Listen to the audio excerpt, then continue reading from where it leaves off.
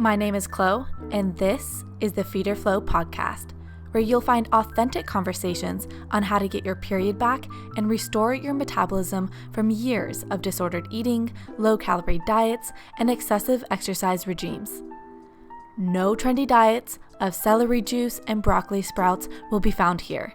Rather, my mission is to teach you balance and how the foods you've most likely cut out of your diet are the very ones that are essential for health. It's time we stop fearing food and embrace all that it can do for us. Food freedom, vivacious health, and a monthly menstrual cycle is possible, and I'm going to show you how to achieve this type of wellness without obsession. So Michael, on Instagram, you had one of those like Twitter post things. I don't even know if people are actually writing on Twitter and then taking a snapshot, or if it just, they make it look like it's a Twitter post. But I do. I write it on Twitter. I write it on Twitter, screenshot, and then post it over. Yeah, perfect. Absolutely. Now I know the influencer insights here. I've always been very curious. But you said, of course, you're tired and thinking about food all day. The fitness industry has not only normalized over restriction, it encourages us to wear it as a badge of honor. Stop denying your body what it needs to thrive. And I wanted to bring this up because I wanted to ask you if you saw Kim Kardashian at the Met Gala. Unfortunately, I did see Kim Kardashian at the Met Gala. Yeah, I've listened to snippets of the interview, and it's awful. Yeah. So the Kim Kardashian, for the listeners who aren't, I know everyone's aware of her, but who aren't aware of this whole situation, this was May 2nd. So this was 2 days ago.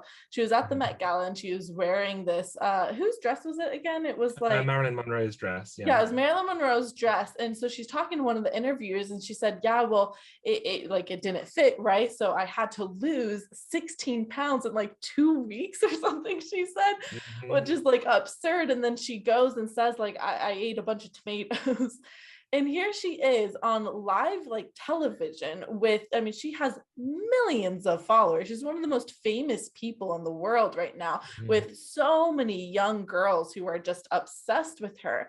And here she is outwardly just proclaiming her like severe restriction and very unsustainable weight loss. And when I read your little Twitter post saying like, we encourage restriction, we wear it as a badge of honor, I was just like, this is exactly that. Like Kim K is wearing it as a badge of honor if I fit in this dress now. I know it's bizarre. Like you surely you'd think the amount of kind of pushback she's had throughout her time of being a kind of, she's not an influencer, she's more than that, but kind of having her influencing status, you'd think that she'd slightly become aware of the intricacies and the dangers of what she's doing, but there is nothing there at all. She's just wearing that as a badge of honor, as the fitness industry does with all the wacky diets and exercise protocols. And yeah, it's incredibly frustrating how normalized that is. And now the amount of people that will read the approach that she took, she mentioned kind of clean foods or something ridiculous and super low calories, not eating sugar, and people will watch that and think, oh cool, right, that's healthy and that's how I should lose weight. And it's just brutal. I literally, when I was watching the interview, it popped up. A bunch of people sent it to me on my Instagram. They're like, have you seen this? So I started watching it. I literally was in bed. It was like, it wasn't even late. It was like 8 o'clock and I was just like done for the day. And I was in bed with a tub of chocolate, like double chocolate ice cream. And my sister's wedding is in literally like, it's on the 14th. So it's in about less than 2 weeks now. And I have this beautiful dress that I'm wearing to the wedding and everything. And here I am sitting and I'm eating my like chocolate ice cream while Kim Kardashian is eating only tomatoes to try and fit into her. But no, your approach is way healthier. Like that should absolutely be fine, like you never need to cut things out of your diet to have a healthy diet. Like it's all the kind of danger in quotation marks is in the dose.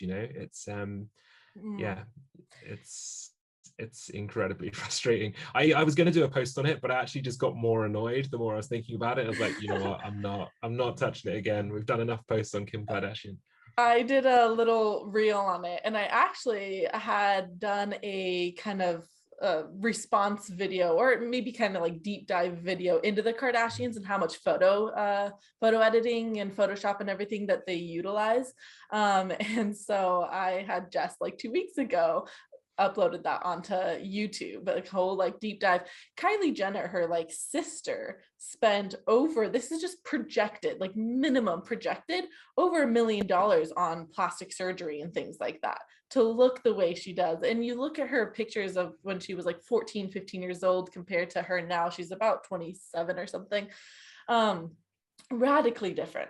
And again, it's that like we look at that and we think, I have to look like these people, and they can't even uphold the standards of beauty that they are and I know, and I think it's really important as well, because I get a lot of criticizing comments and DMs from usually like gym bros, because my approach is very different to the normal personal trainer approach, and it's very easy to go on the offensive when people start kind of talking about these things or taking these certain approaches. But I think it's really important to take a step back, and you actually just start to feel a bit sad for their family, because they must be really unhappy to spend that much time kind of abusing their bodies and putting their bodies through whatever they have done to try and kind of fit societal norms or even shift societal norms. They are kind of one of the core contributors to that.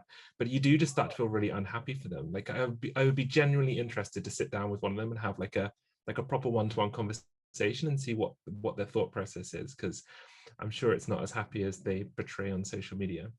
Totally. Well, if you watch their show, it's filled with a lot of drama and stuff, and that's kind of the hype of it all. They get people caught up into their very dramatic lives, and it seems entertaining for people.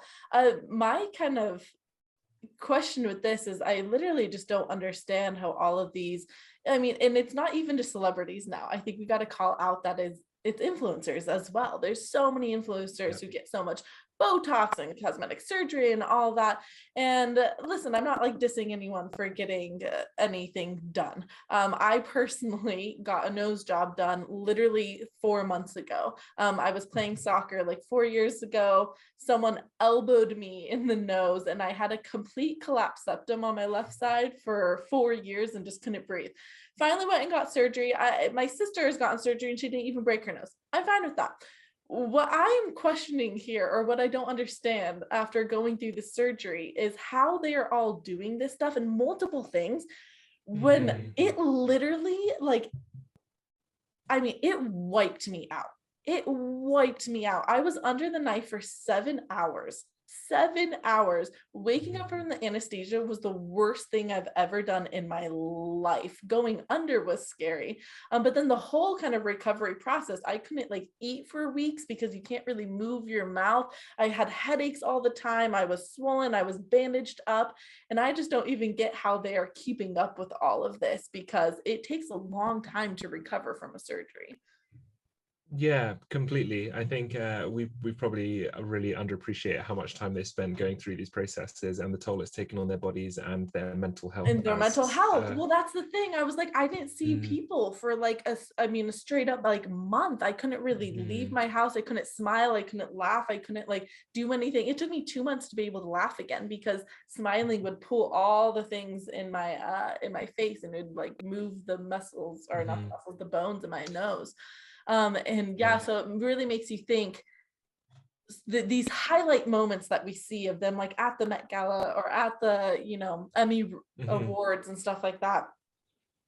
They're just highlight reels and it doesn't equate to their life. And I don't know, over the past couple of years, I've just really learned to really appreciate and love my very simple life with my friends, my family. No one really knows me, but it's great. It's great to just be a normal human being.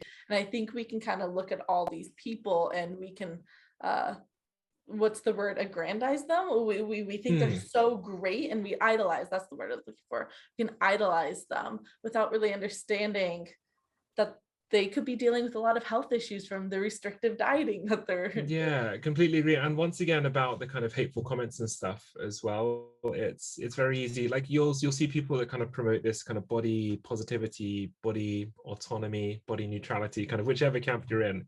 You see people posting that content on social media, and then those people start to feel bad about wanting to change their bodies, and people start getting criticized on an individual level. And I think it's really important for us not to kind of make a kind of to put all the blame or focus on one person, you know, like it's a huge societal issue, and that's what we really need to try and shift. And this is kind of the goal of my content, you know, that I want to be a big part of the fitness industry shifting into a more accepting and welcoming place for everybody, not just the people that fit into the box of what fitness we're told fitness is supposed to look like. So yeah, it is very easy to kind of to jump on one person and tell them that they're doing something bad or wrong, but I think it's so deep. Like society needs to shift on so many factors here. So deep, so deep, which lends me to the question. I'm really curious, how did you get into this? As a man in the space, it's pretty rare to see, and so I was like very happy when I saw that, where it's like you're not just talking about the beauty standards or the diet standards for women, it's for everyone. I think it's really important to note that men have just as much pressure to look a certain way and eat a certain way and have or portray this certain type of image. So I would be very curious to hear how you got into your performance nutritionist, right? Yeah, so kind of performance nutrition is my background, so I like to think that I come from it from like a very evidence-based background too, but yeah, it's I'd love to say there was like a moment that like switched. Like a lot of people that work within this space, there's usually like a thing or a moment that's kind of caused them to maybe shift, and they perhaps kind of had an eating disorder in the past or something like that. I consider myself very lucky that I've maybe had disordered eating habits just from what the fitness industry had told me, but I've never suffered with an eating disorder. I've always had a fairly healthy relationship with food and exercise. My journey's mainly just come from working with so many clients over so many years and realizing that there are a hell of a lot of people that are being failed by the fitness industry. You know, there's a lot of people that turn to the fitness industry for help, and it doesn't help them in any way. If anything, it ends up making them worse because they just provide them with other disordered eating habits that they follow, you know. So just from years of working with clients, I've also had some brilliant clients in the past who have been very honest with the content that I create, which I quite like. The content I used to create was maybe a bit more bro, I'm using air quotation marks here, which is maybe kind of the norm of personal training. And then you realize that it's actually not helping that many people other than those that are already kind of quite within the exercise scene. So just from working with some brilliant people that told me my content needed to change, or maybe there's some things that were slightly wrong with it and this is how it can improve, and then just a slow progression, really. It's been, I always feel a bit bad of stepping into this space, and like another part of it as well, because I know that especially when you start talking about body positivity, like the movement is not for me. It wasn't created by people like myself. I'm a white straight guy who's got like a little bit of muscle mass, so I'm kind of what you're told the fitness industry is supposed to look like, you know, like this is what fitness is and this is the only way that you can be healthy. And I think it can be really powerful when someone who maybe fits that normal fitness bracket is saying, okay, this is what fitness looks like, it can look like, but it doesn't have to look like this. And I think that can be really powerful. But then I'm also aware that I don't want to kind of encroach on spaces that maybe I'm not too welcome. So yeah, that's kind of how I started out on it. And it's just been a progression of kind of trialing content and working with some brilliant people and engaging with other content creators like yourself and having brilliant chats like this, where you just start to learn about people better and what really makes them click. And then just, yeah, I'm still learning, you know, like I'm sure I still get some things wrong with the posts that I do, but I like to think now that I'm having such a big impact compared to the kind of old school approach that I was taking maybe 6-7 years ago. No, I really love that this is coming from your just experience of working with people and you just being like, something isn't really adding up and people are desiring something else, or this just isn't working for them at all. And I think that's really like good on you for being able to not like step back and be like, okay, maybe my approach needs to shift here. Maybe the messaging needs to shift, and you're able to see the person as the individual as they are, and as the, the struggles that they're going through, and not just, I see so many people just like, even if you're tired, you have to work out today. And I'm just like, oh my gosh, that's such a toxic message. I'm like, if you're tired, run down, overly stressed, exercise is not what you should be doing. You need to run yourself a bubble bath. You need to go out and be social. You need to not be pushing your body to do more. And I just see a lot of people, a lot of trainers specifically, mind you, I end up working with them once their health finally fails, but they'll have large accounts, and they are promoting this kind of very toxic messaging of like, it's not, it's pretty much, it's you who fails, it's not the diet, right? Which is different versus like, you're not failing, it's the diet that's failing you. But they really see you as the mistake, you as the person that is wrong, and not their information. It's like they're so closed-minded to that of like, maybe calorie restriction just doesn't actually work for people. They're like, no, it's all about calorie restriction. And so I'm like really happy to hear that you're able to step into like, oh, okay, this isn't working for clients. Yeah, completely. And I think you'll have a lot of kind of evidence-based coaches, where they'll be very methodical with everything they do in regards to kind of like calories and food timings and all this kind of stuff, where they really dive into the research, but then they completely neglect all the research that proves that dieting, over restriction, calorie restriction can have so many health complications and risks involved with it, So I feel like if you really are an evidence-based coach, you should be looking into this probably more so than the stuff you are looking at the moment, Like, what's the point in being a really well-informed coach that knows kind of all about daily undulating periodization and biochemistry in regards to nutrition, when in reality you can't help a client out because they're really struggling with their relationship with food, So I feel like the emphasis of the fitness industry is completely in the wrong place at the moment. But I know why more coaches don't go down this route. Like, the stick I get on social media for trying to kind of shift the narrative is brutal sometimes. Like, some of the messages you get, like, most of the time you can kind of brush it off, but sometimes you're like, oh, that one hurt. And I get why people don't go down the content creation route doing this, because it can be pretty grim. Totally. I don't think people understand that. I personally was vegan for many years in my disordered eating. And then I finally, came out and was like, I'm no longer vegan. I'm going to be eating all foods. And of course, from then on, I've had my whole, recovery journey. And I mean, when people say death threats, they're not joking. Like, death threats of being like, I'm going to go over to your house and kill your sister and eat her in front of you. I'm like, what? Like, it was just like, it was intense. And to be, here I am, I was like a young girl at this time in my life, and I was struggling through multiple eating disorders, anorexia, orthorexia, exercise addiction. And I finally was like, fine, I'm gonna eat all food. And then I get just the internet just attack me and be like, you shouldn't be doing that, you're such a bad person, you should feel so guilty for what you're doing. And I'm just like, whoa, this is so backwards. And I also wanted to mention, because this is a really good point, I was on a podcast a couple of weeks ago, and someone actually asked me this question of like, why do you think the medical industry disregards amenorrhea all the time? And amenorrhea is, lack of period. And it's usually stereotypically seen in girls who are underweight, the runners, they're restricting their food and all that. And I had to think about that for a second, but I was like, I really honestly think, and now this is all conjecture and this is just my own opinion here, but I really think that a lot of these cases of girls with amenorrhea just totally get, bypassed, just thrown underneath the rug of like, no, we'll just give you birth control, it's fine, is because they're skinny. Where it's like, if they had amenorrhea and they were in a larger body, I bet you anything the doctors would be saying everything about it, right? But they just kind of look at these girls and they go, oh, you're skinny, you're a runner, you're good. And that's just like, so it's not even just diet culture, it can seep into the medical system, which is where this gets really dangerous.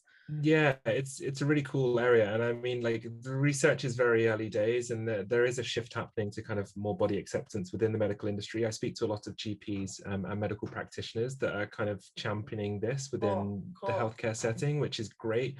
The amenorrhea one is interesting, isn't it? And I think you're pretty bang on there. I think mostly it's swept under the rug because society values thinness over everything else, and because you're kind of seen as a thin person, you're considered healthy, and that's why they probably don't care, you know. I'm sure that's probably me being kind of grouping all medical practitioners into one there, and I Exactly. know That's why I said it's very there's some stereotypical, brilliant very ones out there that will conjecture be there. Yeah. definitely calling it out, but yeah, it is, society values thinness, and if that's what you've achieved, then you're all good. That's what is seen as the pinnacle of health. Yeah, I think you're pretty bang on. Hey guys, just a brief intermission here. First off, thank you so much for listening to this podcast. I hope you're getting a lot out of the conversation with Michael and I. Second off, if you are someone who has lost their period and who is really struggling with their relationship with food, I invite you into the Get Your Phone course. This is my signature course to help you let go of those dogmatic dietary rules and step into a beautiful relationship with food.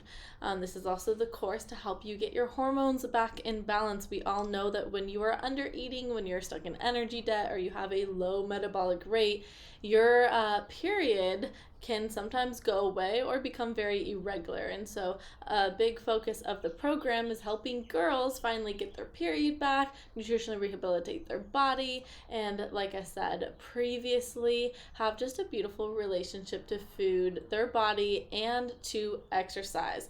There are over 50 plus women in the group now, which means that the community is really on fire. So it is a great time to join. There's lots of momentum in the group. Everyone is making huge strides in their recovery, and you could be next. So click the link down below to learn more about the course, or you can click the link to schedule a consult with me to chat one-on-one to see if the course is right for you. All right, let's head back into the podcast. Yeah. So I'm curious, what was the worst thing you saw with your clients who came to you? Like, what was the number one thing that kept on coming up of like, this isn't working, this isn't working? I think it was more less of like a thing that wasn't working, but more just the amount of people that were coming to me having worked with personal trainers, and the amount of bad experiences people had in the past. You know, like, it's very rare now that someone comes to me for personal training and they haven't had a negative experience with coaches in the past.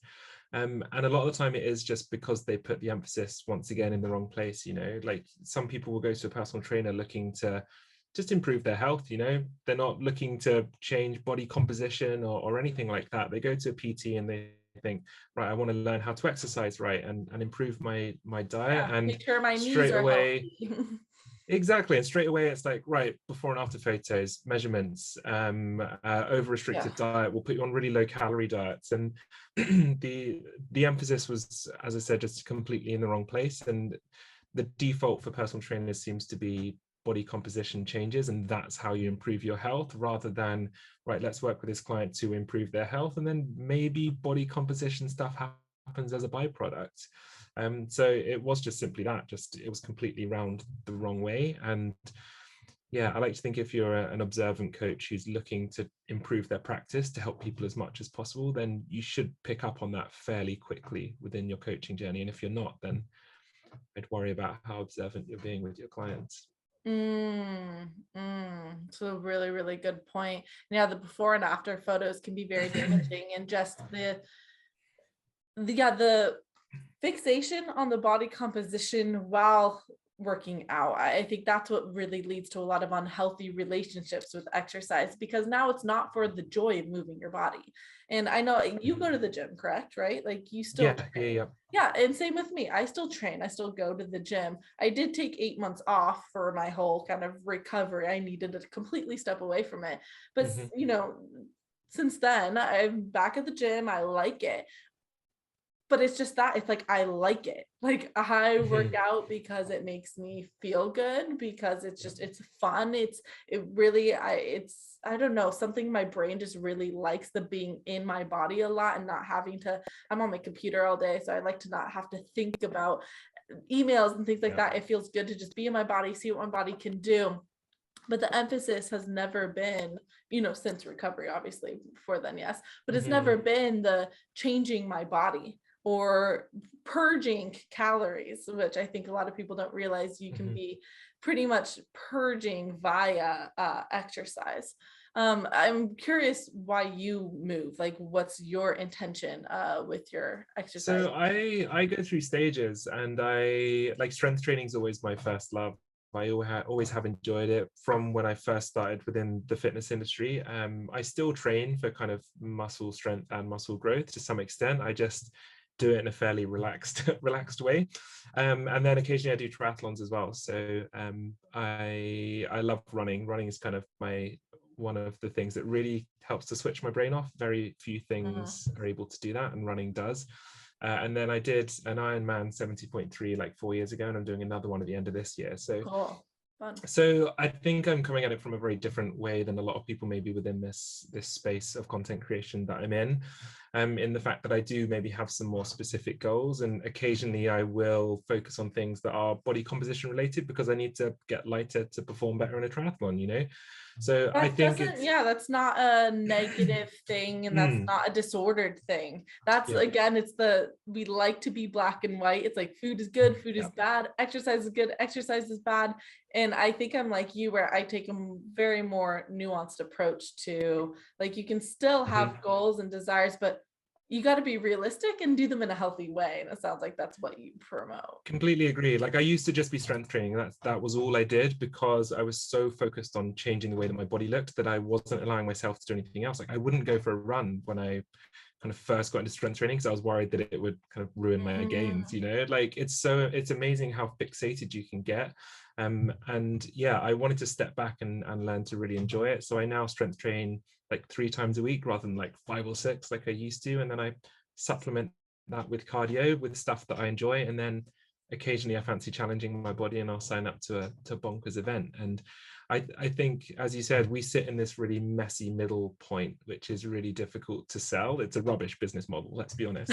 Like, if we were on either end of the spectrum, we were like, I have questioned one or two times my work. Yeah, it's so funny, isn't it? Like, we can't package what we're doing and sell it easily because there is no way to do that. If we were full kind of no tracking, no focusing on any like on the end of the spectrum there, and then if we were also kind of bro bodybuilders where we were saying, right, here's a 6-week program where you can change the way your body looks, like that's easily sellable. But we are not. We're in the messy middle that is a bit more vague, So I find my work ends up being just really helping people just tune in, because it's from there that they can decide, what is being supportive, what is not, what is too extreme, what is not pushing me enough, and they're able to find that balance for themselves. And it's like, yeah, it's like we're trying to package up this experience of balance and health that we have felt ourselves. But I'm like, but it's something that you only really understand until you experience it. Like, I know when I was struggling with my exercise addiction and with being vegan and everything like that, like my mom used to yell at me and she used to say, balance, Chloe, like balance. And I'm like, I don't get that. Like, I don't get what you're saying. I had to experience it for myself to really understand what like balance in my life and in my health looks like. And it's hard to sell to people because I'm like, it's an experience that they need to feel. And it's not like a to-do checklist. So it's not as easy as here's the meal plan that I'm going to send to you.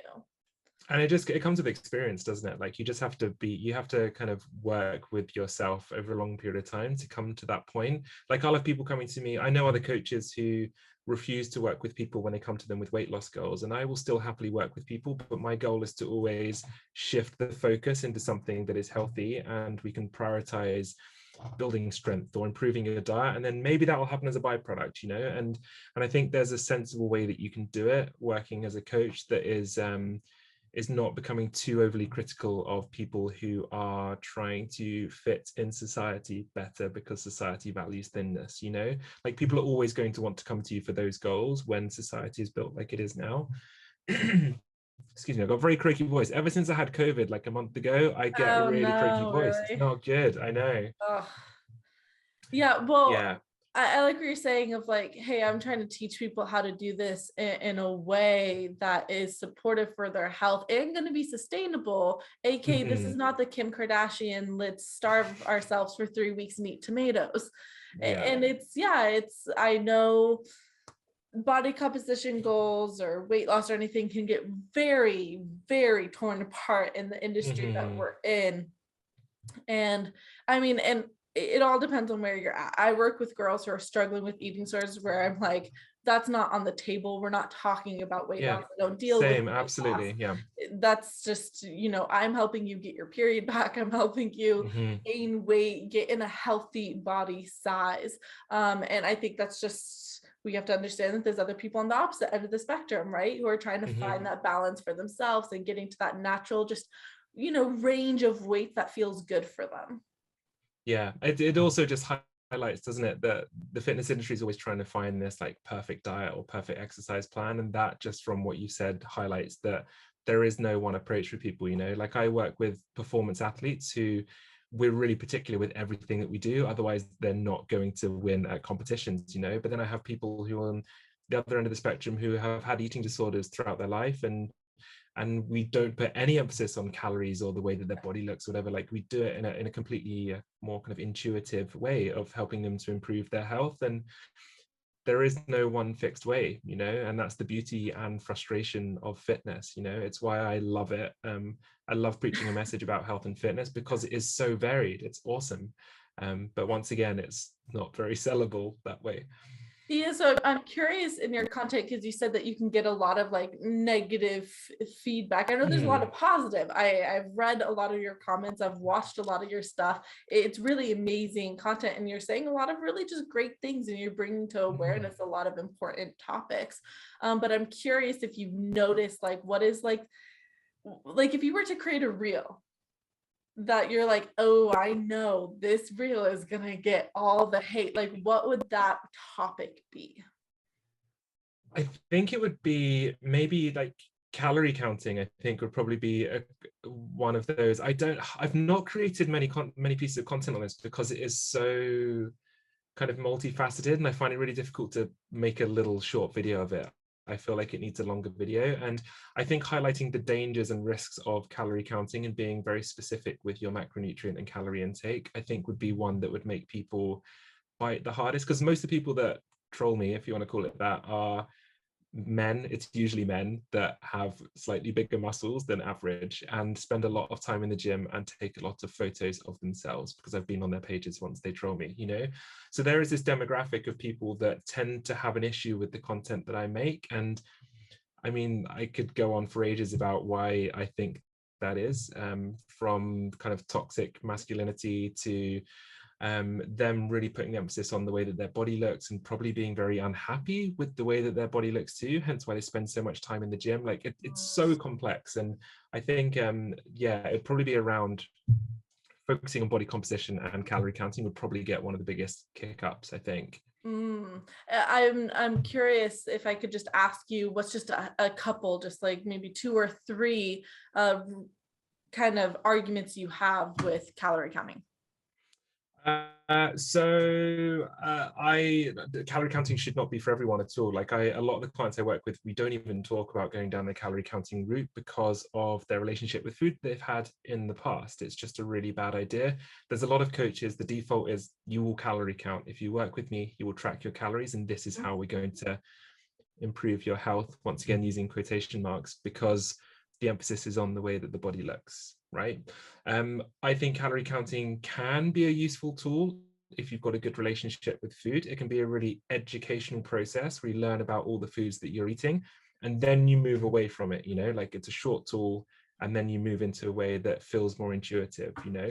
And I think Right, you that's don't where a want lot to of trainers be get it 90 wrong. years old and still, you know, putting Yeah, cereal. absolutely. Like I did calorie counting in the past, I have done, but now I did it for a period of time. I learned about the food that I eat. I know what's roughly in the foods that I eat, and I know how my diet needs to be set up for me to feel good and to perform well, you know. Like, it can be a really cool tool, but it's not for everyone, and it absolutely should not be used with everyone.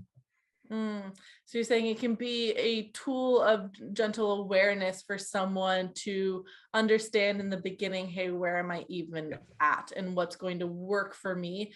The issue becomes when we put judgments of our moral worth associated with it, when we become obsessed with it, when it becomes like, and now I feel guilty for eating above that. That's what ends up, you know, going awry there.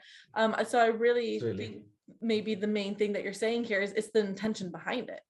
And that's what I say with a lot of stuff. Like, even like I was talking about intuitive eating the other day, and I mentioned, I was like, listen, some people literally just do not digest dairy. They don't.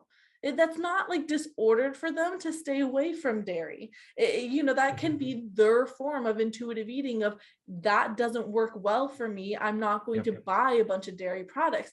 But then some of the anti-diet culture space, that's you, okay, there you go. Some of the anti-diet culture space will step in though and be like, that's so wrong, you have to eat everything. I'm like, once again, it's so polarized at the moment. I know that the kind of health at every size movement was potentially part of that. I know there's a lot of shifts going on within the health at every size movement at the moment, with one of the kind of main authors of one of the leading books. So I would love to hear about what you know about what's going on in the health at every size. I really don't pay attention to a lot of that stuff because I have my own thoughts and feelings about it, but I would be curious to hear kind of what you know, and maybe a little bit of your thoughts about that whole movement. So I don't know the real intricacies of it. I'm once again with you. I don't like to kind of tie myself to any, I don't know if brand is the right word, like group. Exactly. Like I once again, we sit in this horrible messy middle. So I know that kind of one of the lead authors who is kind of seen as one of the authority figures, reached Harrison? out. Ooh, what was that? Sorry? Is her name Christy Harrison? Is that her? I can't remember the name, so I don't want to say yes in case I get it wrong. And she reached out to, there was a lot of criticisms about her approach and about her leading all of the stages and events around the health at every size movement and being seen as the authority figure when she was perhaps not of the demographic where of who the movement was created for or who should be championed by. So I think that was kind of where it's at. Interesting. Yeah, I think it is Christy Harrison, but yeah, we're not gonna put that name to this story because I'm not sure, but she is someone who is of a smaller body size, who has always been a big promoter of the health at every size essentially movement. And that's, I think, is where I have some skepticism of some of the content I create. Like, I know that as soon as I start talking about body positivity, once again, I'm aware that I'm stepping into a space that wasn't designed by me or for people like me, and I have to respect that too. But yeah, my thoughts on the health every size movement. On my podcast that I have, we had a guy called Dr. Giles Yeo on, and he is a geneticist at, I want to say Cambridge University. If I've got that wrong, I feel really bad. I think it's Cambridge University. And he specializes in obesity and genetics. And he is a fascinating guy. He is brilliant. And we asked him for his thoughts on it. And he summarized it really well on the fact that you can have health at many sizes, but you can't have health at every size on an individual level. I love that. I love that. Yeah. So no one individually knows where their healthy set point is, like I might be able to be in a much larger body and be incredibly healthy and fine, whereas I might not be, my health markers might be bad. So I think that was his main criticism of it, and I quite liked that. So I tend to stick with that definition that he had. You know, I really love that is because the one thing that I've always, it's kind of irked me about the health at every size is that I work with girls on the opposite side of the spectrum who are super underweight. And I'm like, no, I'm sorry. You like a woman who's, 30 years old with a 7% body fat percentage, you can't be healthy. I'm not going to call that healthy. So Yeah, so I think the practitioners on that promote that message, I think there's a lot of them that are a bit more sensible with it, and they maybe acknowledge some of the shortcomings of the wording around the name of it. But yeah, I think the message, once again, if I'm talking on behalf of a movement that wasn't created by me, then I think the message is just generally that the emphasis needs to shift away from body size. And I think that is a strong something I really, really agree with. The fitness industry just has this obsession, you buy any fitness magazine and who's on the front of it, it's going to be some absolute jacked guy who clearly takes steroids, let's be honest. No one ever calls him out and tells him that his health behaviors are really unhealthy when they are. But as soon as you put someone on a magazine cover who's in a larger body, oh my God, the stick that they get online is brutal. So it's not about health. That just proves that it's not about health. It's simply about the size that your body is, and that's the issue. Yeah, I think it would do everyone really well to understand kind of the markers of a good metabolic rate, meaning good digestion, hair that's growing and not falling out, good immunity, good sleep, the ability to sleep when you're too, malnourished, you don't sleep well. Looking at those things, a monthly menstrual cycle for a woman, like those are the things that we should be prioritizing and looking at that and being like, do I fall into that? And desiring that, like desiring to have energy, desiring to have the balanced hormones, desiring to have the good immune system, the good digestion, and not putting the emphasis on the weight anymore. Because it's like, I know personally for me, I've been at a bigger weight when I went through my whole journey, and I was very healthy at that higher weight, very, very healthy. Now, someone might have looked at that and been like, but you don't have 6-pack abs, but you have you have some cellulite, you have all that stuff. I'm like, yeah. And I was the healthiest I have ever been. Yeah. Since my recovery, and I've balanced, or I shouldn't say I've balanced out genetically, I've gone right back to the place where my mom and my 2 sisters are genetically. Like it's just, that's like kind of where my body after recovery kind of just fell naturally. But I'm always using metrics of my actual health to determine if I'm healthy versus my body size and shape, because I understand that I can have more body fat on me and I can be really healthy. Absolutely. I mean, kind of another clear example of it not being about genuine health is like I get comments from these bodybuilder guys telling me that I look like shit, in quotation marks. Can I swear? I apologize if I'm not allowed to. Totally. Cool. Yeah. Okay, good. Yeah, like telling me that my body looks like shit, and I'm like, if I'm like, this is usually kind of what's advertised as like societal norms, what everyone should strive for. If I am now being told that I look like shit, like imagine people in larger bodies, the amount of stick that they're getting when they're starting to create this kind of content as well. So it's definitely not about health, it's just image. So we keep championing our message and we'll hopefully shift the industry slowly. Yeah, maybe we need to call ourselves now the weird in between middle group clear definitions of what it is. Yeah, I know. Yeah, just like a really vague name as well, just to kind of emphasize it. Yeah. I'm glad. Well, it's you and I, and I'm sure we can come up with 1 or 2 other people to join us. I'm sure we can. It'd be like the Avengers. It'd be great. Yeah. Well, Michael, I'm really, really appreciative that you came onto the podcast with us today, and we had this great just like a banter back and forth. Like I said in the beginning, I'm like, I'm sure we will find things to talk about. And I'm sure we could talk for a lot longer as well. I'm sure we could just keep on going. Totally. I want to ask you one more question before we kind of take off here.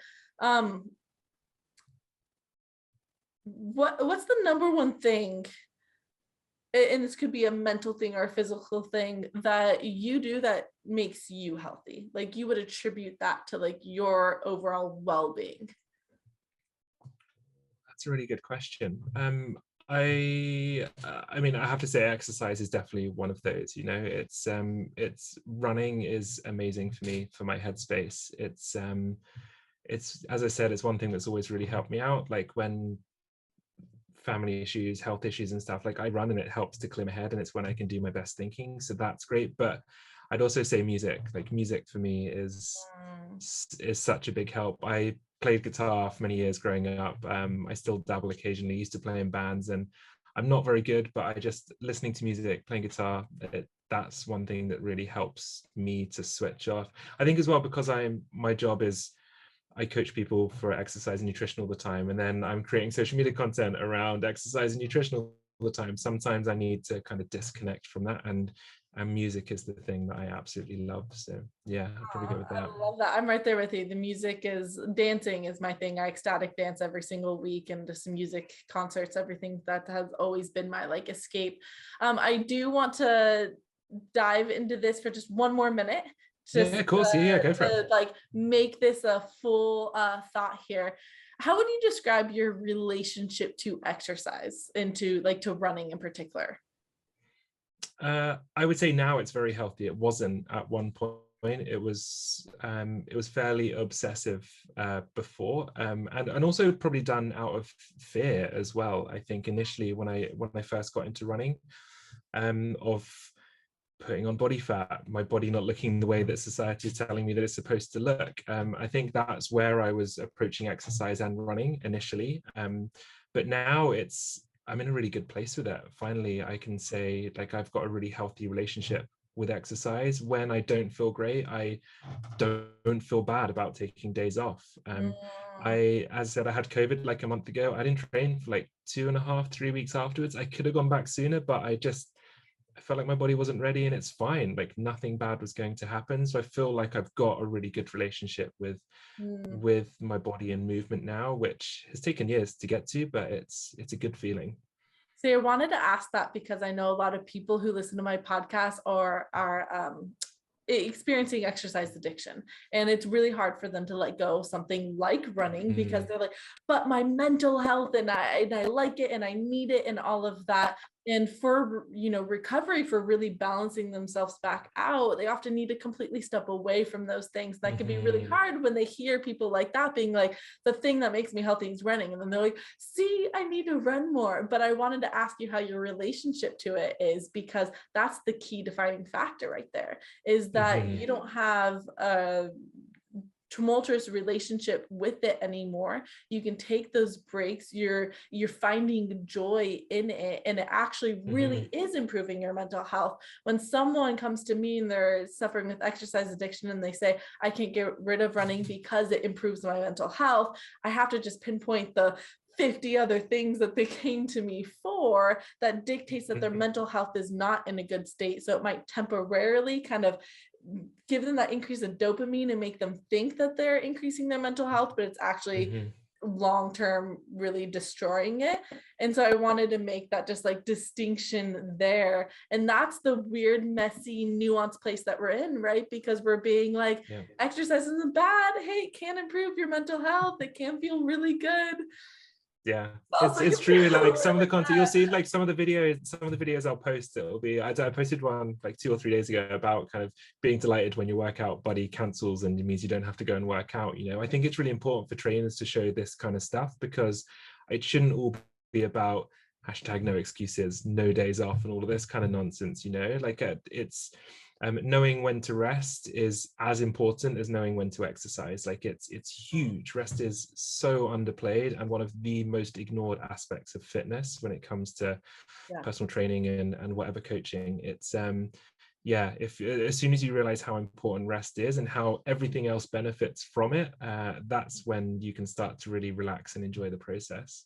Yeah, and if you don't take those frequent rest, if you're working out 7 days a week, 24/7, then you're gonna have to do what I take my clients through, which is the journey of completely resting for months at a time, sometimes upwards of a year. And that's hard for people. So it's like, learn how to just take the necessary rest now. I know I am very intuitive with my exercising, and There are just frequently days. It's not even like every once in a while. It's like there's often 3-4 days a week where I don't work out at all, because I'm like, that's not going to promote well-being with me right now. Like, I'm sore, I'm tired, I'd rather be out in nature. There's other things that I'd rather do right now. And I think it's important to always be intuitive with your movement as well, so that you don't get into the burnout area. So for those of you guys experiencing exercise addiction, you might need to take a break, but coming back into it, the goal would be to be more intuitive with your working out and allowing those rest days so that you don't get into the burnout again. Completely. Yeah, I completely agree. It's it's really frustrating how ignored it often is. Like, I'll get clients coming to me, I'll send them a training program, they'll be like, oh, is that it? And it's like, yeah, this is like, it can be really straightforward. Like, we don't have to overcomplicate this. You don't have to run yourself into the ground doing a crazy exercise routine. Take it easy, focus on rest, and enjoy it. But the running yourself into the ground is the obsession with losing weight and the body composition. Yes. Yeah. Because if it's for health, you would clearly understand that rest is a really essential part of like building muscle and repairing your body after working out. So you always got to. I've actually never put those two together. So yeah, you're completely right. I like it. Yeah. It is. Yeah. Well, I'm gonna let you go to the rest of your it's probably evening for you over there. I was gonna say it's evening, it's dinner time now. Yeah, I'm off for dinner.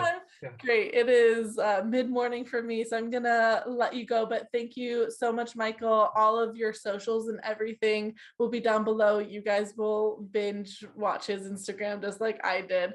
It's great. I enjoy the comedy and also just like the truthfulness of everything you post. Love it. Thank you so much for having me. I really appreciate it.